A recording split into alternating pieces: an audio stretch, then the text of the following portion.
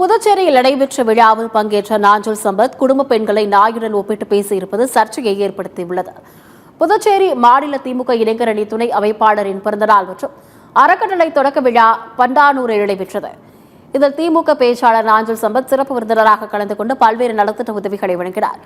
அதனைத் தொடர்ந்து பேசிய அவர், அரசியலில் ஈடுபடும் ஆண்களுக்கு உறுதுணையாக பெரும்பாலான பெண்கள் இருப்பது இல்லை என்று குற்றம் சாட்டியவர் குடும்ப பெண்களை நாயுடன் ஒப்பிட்டு சர்ச்சைக்குரிய வகையில் பேசினார்.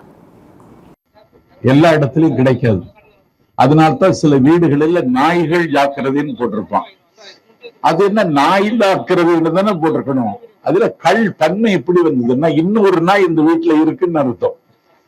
அதனால பெண்கள் ஒரு சர்வீஸ் பண்ற மாப்பிள்ளை கிடைச்சிட்டான அவனுக்கு உதவியாக இருக்க வேண்டும். அதை செய்கிறாள். மனைவி சொல்லை கேட்பது பெரிய ஆபத்து. தையல் சொல் கேளுன்னு தமிழ்லே சொன்னாங்க. பெண் பேச்சை கேட்கணும். அதனால மனைவி சொல்லை கேட்க வேண்டும்.